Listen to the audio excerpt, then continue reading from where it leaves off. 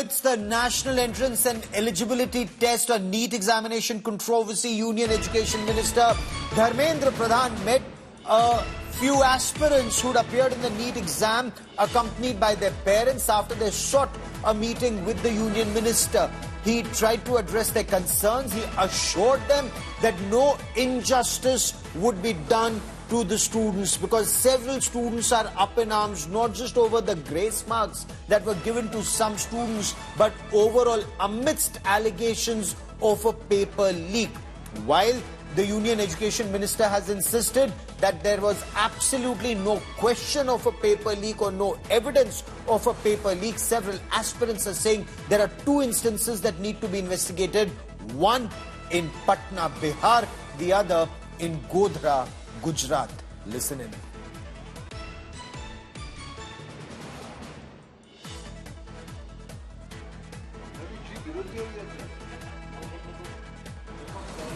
हम बात कर रहे हैं धर्मेंद्र प्रधान जी से, जो मोदी सरकार के उन चुनिंदा मंत्रियों में से हैं जिनको सरकार में दोबारा से दायित्व भी दिया गया, और धर्मेंद्र प्रधान जी का ओडिशा सरकार बनने में भी बहुत बड़ा जो है रोल रहा है। सर, लेकिन अब आप वापस आए हैं, एजुकेशन मिनिस्ट्री पहले से आप देख रहे थे, और पहले से ज्यादा आक्रामक इस वक्त बच्चे और विपक्ष नीट को लेकर दिख रही है।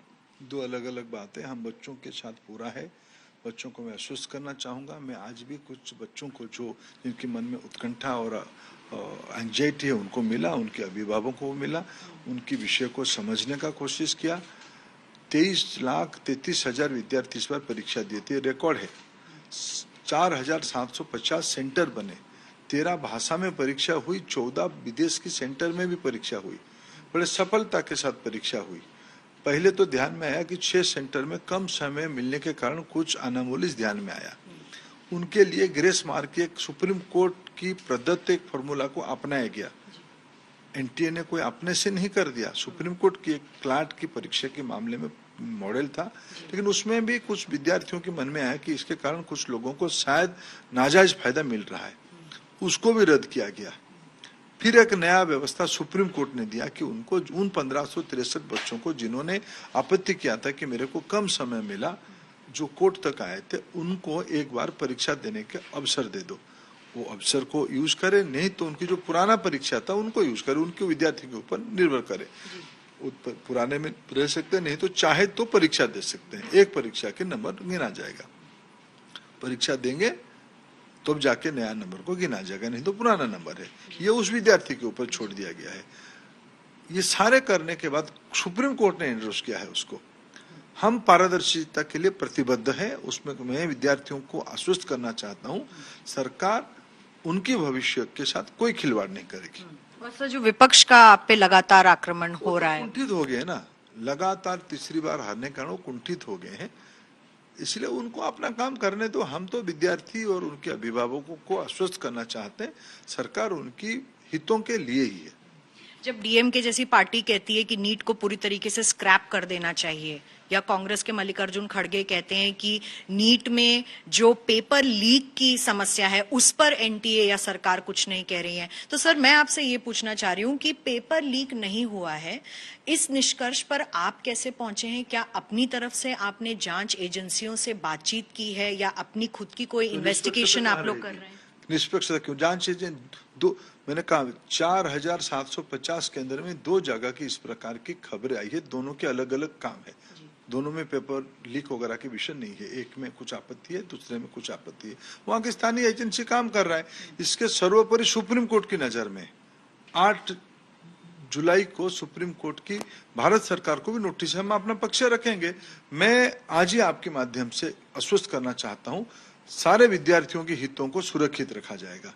बाकी कांग्रेस पार्टी के आरोप की बात है, डीएमके पार्टी निजी कॉलेज की हितों को रक्षा करने के लिए वो पहले से आज नहीं, नीट बनी क्यों, एनटीए बनी क्यों, नीट हुआ क्यों? क्योंकि उन राज्यों में पारदर्शी तरीके से एडमिशन नहीं होने के कारण, उस समय की सुप्रीम कोर्ट की जजमेंट के कारण ये एनटीए बनी है। ये तो डे 1 से आपत्ति कर रहे हैं। बाकी इस बार आप उठा के देखिए कौन लोग सुप्रीम कोर्ट और हाई कोर्ट में पिटीशन लेके आए हैं। जिन लोगों की अब परीक्षा ग्रामीणों में चली गई है, परीक्षा भाषाई राज्यों में चली गई है। पिछले बार तमिलनाडु की ग्रामीण पृष्ठभूमि की स्टेट बोर्ड की एक लड़की नीट में टॉपर की थी, तो जो आपत्ति कर रहे थे उसकी विपरीत हो रहा है। तो इसको विफल करने के लिए कुछ लोग एक अपप्रचार और षड्यंत्र कर रहे हैं, वो सफल नहीं होंगे। सर, ग्रामीण इलाकों की आपने बात की, कई ऐसे बच्चे थे जो सुप्रीम कोर्ट पहुंच गए, उनमें से कई कुछ कोचिंग सेंटर के लोग भी थे, लेकिन उन बच्चों का क्या सर जो अभी तक इतना नहीं कर पाए, सुप्रीम कोर्ट या किसी कोर्ट में केस दर्ज नहीं कर पाए? लोगों का भरोसा है व्यवस्था के ऊपर, पारदर्शी तरीके से हुई है।